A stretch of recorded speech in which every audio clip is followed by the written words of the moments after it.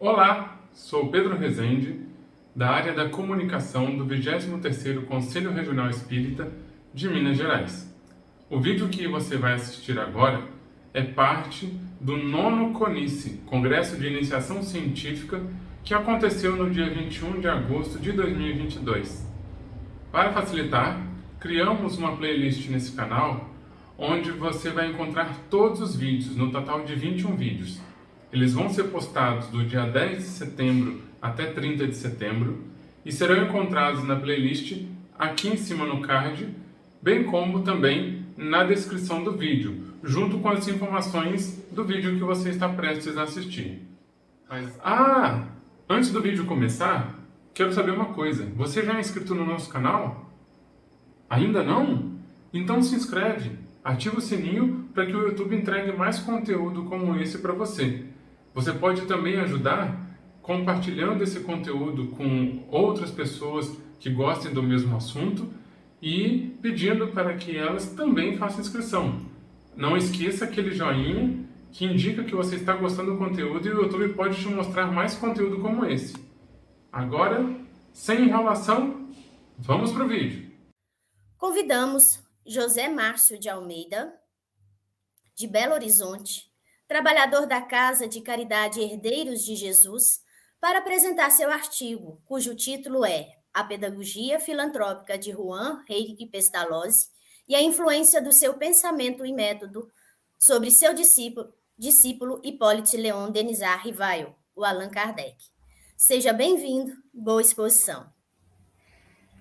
Olá, Eliane, boa tarde a todos que nos acompanham aqui no 9º CONICE.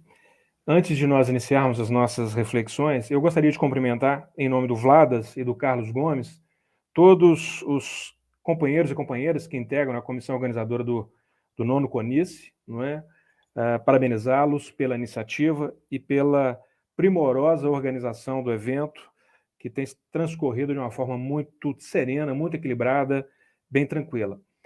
Meus amigos, minhas amigas, esse é o tema que nós estamos apresentando, o artigo que pretendemos apresentar rapidamente, ele versa de de algo que é muito, refletido, debatido dentro do movimento espírita, sobretudo no que diz respeito ao contexto, histórico da biografia do próprio professor Rivail, futuro Allan Kardec. Antes de nós iniciarmos, é preciso fazer uma breve contextualização, entendemos por bem fazê-lo. O século de Kardec, o século XIX, ele inicia de uma forma bastante conturbada do ponto de vista político, pós-Revolução Francesa, Napoleão Bonaparte, é um século de grande efervescência intelectual, cultural, política também. Esse século XIX, eu costumo dizer que é um século divisor de águas, quer dizer, herdando toda a herança do iluminismo, enfim, consolidando essa via que iria nos colocar aqui com o pé no século XXI. E quando a gente examina a trajetória de Kardec, sobretudo a experiência que Kardec vai desenvolver com Pestalozzi, nós, corroboramos aquele entendimento de que o método e a influência de Pestalozzi sobre o jovem Rivail e o futuro Allan Kardec foi bastante destacada, decisiva. No entanto, um fato que chama a atenção desde o início é o de que não restaram elementos, materiais que pudessem, do ponto de vista, da biografia de Pestalozzi, estabelecer um cordão, uma ligação entre a experiência de Kardec, do jovem Rivail, com o professor Pestalozzi. Recentemente foram publicados 13 volumes, depois mais um 14º volume, com as cartas, a correspondência que Pestalozzi, trocou com seus discípulos, com nobres franceses, com políticos, com intelectuais europeus, naquela primeira metade do século XIX. E o interessante destacar e notar é que não há uma só referência, a não ser uma pálida linha, uma linha curtinha, em que Pestalozzi se refere à mãe de Kardec. Não há uma única correspondência, acostada, colacionada nesses 14 volumes, que faça uma referência direta, expressa, ao jovem Rivail ou ao futuro Allan Kardec. É difícil imaginar que ambos não tenham trocado sequer uma única correspondência em face da, digamos, da vinculação que se estabeleceu entre eles, né? Os biógrafos de Kardec vão destacar o aspecto de que o jovem Rivaio, ainda, não é, se destacou de forma muito proeminente dentre os discípulos de Pestalozzi, a ponto de chegar a exercer a monitoria, enfim, de substituir o mestre ou alguns dos mestres, né, da equipe de Pestalozzi em algumas circunstâncias e alguns momentos.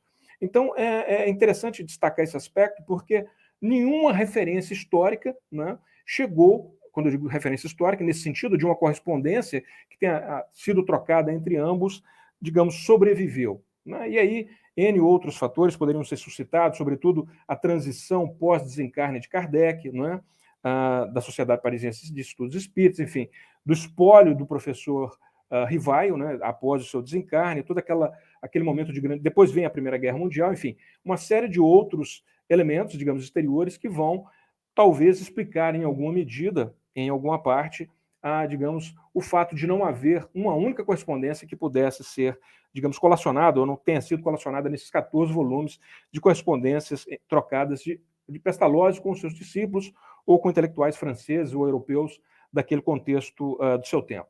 Esse é um dado interessante. E muitas, digamos, teorias são levantadas, são suscitadas para poder tentar explicar isso, né? Nós encontramos na pesquisadora, inclusive, uma educadora, né, a Dora Encontre, uma companheira do Movimento Espírita de São Paulo, uma pesquisadora da obra de Pestalozzi e também do professor Rivaio, né, de Kardec, e ela vai trazer chamar atenção para esse aspecto, que nós também estamos aqui destacando, ressaltando, né? Não há uma única correspondência que tenha, em tese, sobrevivido. E quais são as razões para isso? Ou qual é a razão, se é que existem mais de uma razão, né? E ela, inclusive, levanta uma questão que me parece bastante pertinente, inclusive que deve ser considerada, que é o fato de que, quando Kardec, quando Rivaio, né, assume o trabalho da codificação espírita, essa obra espiritualista, né, talvez algum tipo de preconceito naquele instante, naquele contexto histórico, né? É preciso também destacar, nós falarmos um pouquinho desse contexto, dessa conjuntura, digamos, histórico-política da França, digamos, em meados do século XIX, há uma ruptura, digamos, com a Igreja no primeiro momento, no que diz respeito ao sistema de ensino francês, depois é uma retomada, né? A Igreja volta a exercer uma preponderância, um destaque muito grande, a ponto de voltar a dar, digamos assim, as diretrizes para o ensino na França, né? Então, em face, talvez, desse segundo momento em que a Igreja retoma, digamos assim, as diretrizes do sistema educacional francês, e vai coincidir exatamente com o momento em que o jovem Rivaio, o professor Rivaio, se aproxima da doutrina espírita para exercer o papel de codificador da doutrina, há, digamos assim, essa ruptura. É uma tese que se coloca, então teria sido de forma proposital o fato de não haver colacionado, juntado qualquer correspondência trocada, porque Kardec, nós sabemos, após o advento de O Livro dos Espíritos, da codificação da doutrina espírita, adquire uma, digamos, visibilidade muito grande, né? A doutrina nascente, ela encontra muitos adeptos e vai, de certa forma, chocar-se com os interesses seculares da instituição igreja, e em especial da Igreja Católica, que nós respeitamos, mas que exerceu, digamos assim, um papel de, não de caça às bruxas, mas de frente, ou de fazer um contraponto à doutrina nascente de forma veemente, não é? E coube a Kardec, ao professor Rivaio, um espírito de escola, preparado para isso, digamos, defender, do ponto de vista das ideias, do ponto de vista da razão, os princípios, os pressupostos básicos que a doutrina espírita, a revelação espírita vem nos apresentar. Ainda falando sobre o que é programação, me parece muito adequado também destacar, peço vênia a vocês, quando a gente verifica aqui a programação do nono CONICE, nós vamos perceber que a ciência espírita, ela não se resume a tão somente o estudo, né, digamos, do fenômeno espírita, do fenômeno mediúnico, ou a demonstração da imortalidade da alma, algo que está sobejamente comprovado, como foi dito aqui na parte da manhã, algo que está nas leis da natureza, enfim, trata-se de uma lei natural, e, enfim, isso está, digamos, muito demonstrado. Mas o que é interessante destacar é que a programação do nono CONICE, ela, digamos assim, amplia o leque de, digamos, estudo, de pesquisa, de interface da doutrina espírita com as mais variadas áreas do conhecimento humano, né? Por exemplo, nós estamos aqui tentando fazer uma espécie de link entre dados biográficos históricos, não é? com dados pedagógicos. Então, a gente pode dizer o seguinte: olha, a doutrina espírita fala diretamente com a psicologia, fala diretamente com a psicanálise, fala diretamente com a medicina, fala diretamente com o direito, enfim, com a história e dentre outras muitas áreas do conhecimento humano, não é? Então, se esse espírita se amplia, a doutrina espírita como uma, digamos, manifestação de uma lei natural, ela fala com todas as demais, com todos os demais ramos do conhecimento humano, né? Então, o CONICE, mais uma vez, parabenizando, né, a comissão organizadora, que trouxe esse leque ampliado de investigações acerca da interface da doutrina espírita com todas essas áreas do conhecimento humano. Mas voltando aqui ao objeto da nossa, digamos, análise, da apresentação do artigo que apresentamos, é preciso compreender o seguinte: em 1815, né, o jovem Rivaio, então, vai a Yverdon, na Suíça, e se matricula na escola de Pestalozzi. Eles vão estar juntos diuturnamente, uma convivência diária de 5 anos, né, entre 1815 e 1820, o jovem Rivaio vai estar, digamos, travando contato com o mestre Pestalozzi, com a sua equipe de profissionais, de mestres também, e vai, como dissemos no início, se destacar de forma proeminente dentre todos aqueles alunos que ali estavam, né? Aí chamam-nos a atenção, como destacávamos, o fato de que não ter sobrevivido nenhuma correspondência trocada entre ambos, o que é, digamos, muito factível que tenha acontecido, né? Algo que a gente pode afirmar, olha, deve ter havido, certamente houve, porque ambos, né, desenvolveram uma, digamos, relação muito íntima, muito próxima, a afeição, inclusive, da própria, digamos, personalidade do próprio Pestalozzi, né, que era uma pessoa muito, digamos, amável, afável, e que dispensava a todos os seus alunos, a todos os seus discípulos, digamos, um atendimento, uma atenção toda ela muito cortês, né, de muita, digamos, proximidade, de muita atenção, né? Então, ora, se não restou, digamos, um documento que pudesse atestar de forma, digamos, material a esse vínculo, né? É claro que existem outros mecanismos, outros meios. O próprio Rivaio, né, ainda o professor Rivaio, antes de assumir o pseudônimo de Allan Kardec, nas, digamos, páginas de rosto das suas obras de natureza pedagógica, ele vai dizer se tratar de um discípulo de Pestalozzi, né?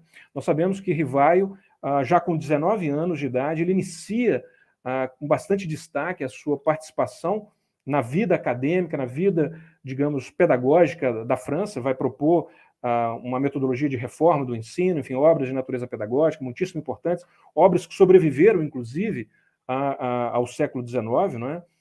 Vai ser um coautor de uma gramática de língua francesa, ainda hoje utilizada na França. Quer dizer, resta, digamos, elementos, né, digamos, acessórios ou indiretos que permitem afirmar com toda e absoluta segurança se tratar Rivaio de um discípulo de Pestalozzi. Não é este o nosso, digamos, objetivo principal com esse artigo, mas o de tentar encontrar na obra de Rivaio e depois também na obra de Allan Kardec, né, aí fazendo digamos, estabelecendo um divisor de águas entre a obra pedagógica e a obra, digamos, espiritualista, o espírita de Rivaio, Kardec, né, traços que, digamos assim, remontam à pedagogia, ao método de Pestalozzi. Naturalmente, esse é um esforço que os nossos companheiros, digamos, voltados à área da educação, não é? E aí, sob o viés, o olhar doutrinário espírita, tem muito mais condições, elementos, para poderem, digamos, fazer essa análise de metodologias, de métodos, de encontrar aqui traços característicos da pedagogia de Pestalozzi. O que nós estamos propondo e o que nós destacamos, né, com este artigo foram aqueles aspectos que dizem respeito a, digamos, a metodologia que Rivaio, e agora Kardec, vai, digamos, se valer na, digamos, codificação da doutrina espírita. Antes até de, digamos, destacar esse aspecto, nós vamos entender o seguinte: olha, ainda quando educador, né, o pedagogo Rivaio, o professor Rivaio, como era conhecido nos meios intelectuais da França, de Paris, sobretudo na primeira metade do século XIX, ele, digamos, reproduz na sua prática aquela pedagogia filantrópica de Pestalozzi. Pestalozzi, ele reservava um número de vagas no seu instituto educacional em Yverdon para aquelas jovens, aquelas crianças que não tinham a condição de, digamos, bancar os custos com a sua educação, não é? E o interessante é destacar que os biógrafos, os recentes biógrafos de Kardec, vão dizer que a mãe de Kardec, né, a Madame Rivaio, ela vai inclusive se desfazer de posses, né, porque a família acaba por herdar algumas posses, para poder custear, inclusive, a educação do jovem Rivaio em Yverdon, quer dizer, abrindo mão da prerrogativa de se valer dessa cota, vamos assim, nos exprimir, de acesso não, digamos, pago, né, gratuito ao Instituto de Yverdon, né? Então, esse é um traço já que coloca, que estabelece essa vinculação com Kardec, com Rivaio, porque antes de, digamos, iniciar a codificação da doutrina espírita, o professor Rivaio ele vai, digamos, fornecer, ministrar cursos, aulas de forma gratuita, não é? Inclusive na sua própria residência. Antes já havia fundado educandários, enfim, trazendo, aplicando o método de Pestalozzi digamos, naquele contexto de Paris, né, ainda na primeira metade do século XIX. Mas então destaca esse aspecto de que ambos tinham uma crença de que a educação seria a forma mais indicada para resolver os graves problemas da humanidade, né? Então talvez esse seja, por assim dizer, o principal elo, né, entre os pensamentos de Pestalozzi e Rivaio. A forte convicção, a firme convicção de que seria a educação a resposta mais indicada aos graves problemas da humanidade. Nós vamos encontrar, por exemplo, lá em O Livro dos Espíritos, nas leis morais, em particular na lei de progresso, né, só me engano, a questão 796 da obra, quando Kardec e os espíritos superiores estão refletindo sobre o caráter progressivo da legislação humana, uma referência a digamos, essa convicção, né? Quando os espíritos perguntam, quando Kardec pergunta aos espíritos se uma sociedade, digamos, mais depravada, ela não precisaria de leis mais severas, né, para fazer frente a esse contexto. E os espíritos, de forma assim, muito adequada, né, só mesmo os espíritos de escola poderiam, digamos assim, se referirem ou responderem a essa temática, essa questão, porque isso é algo que está na pauta do dia, inclusive na nossa sociedade, né, ainda hoje, então contextual.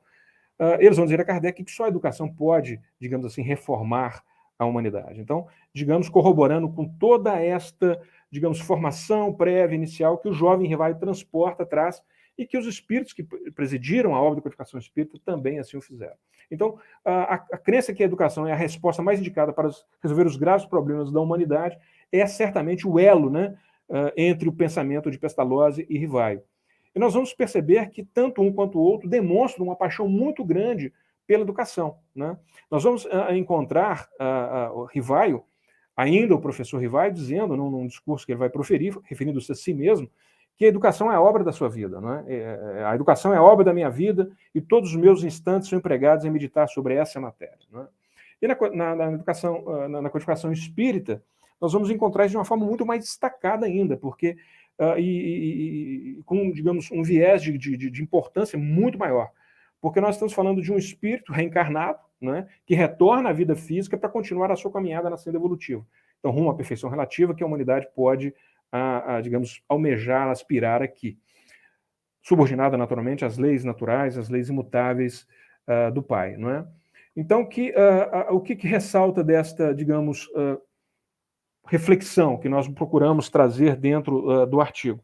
Que não apenas o método pedagógico de Pestalozzi vai ser encontrado dentro da obra do professor Rivaio e também depois do codificador Allan Kardec, não é? Mas, sobretudo, esse viés filantrópico, digamos, de fraternidade cristã, né, de caridade, tal qual nós a devemos entender, não é? Presentes na praxis, né, na prática diária do professor Rivaio, e também depois com o advento já de O Livro dos Espíritos e com, digamos, o início, a divulgação da doutrina espírita.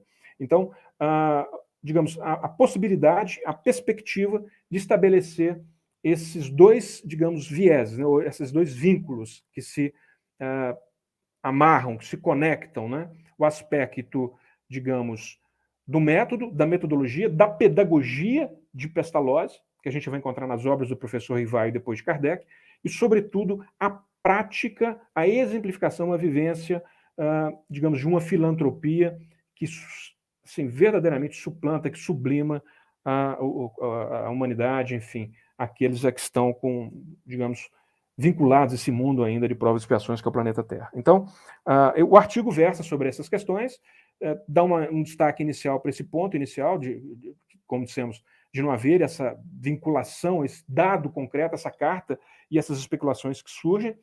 E, sobretudo, a gente pensa dentro das obras da codificação espírita, sobretudo em O Livro dos Espíritos e também nas obras do professor Rivai, elementos que, digamos, corroboram esse entendimento, né, de que a gente vai encontrar tanto nesse primeiro viés, que é o pedagógico, quanto no viés da prática, né, da educação, de como levar, multiplicar esse método, digamos assim, influenciação de Pestalozzi sobre o seu tão destacado discípulo, Rivai, e depois Kardec.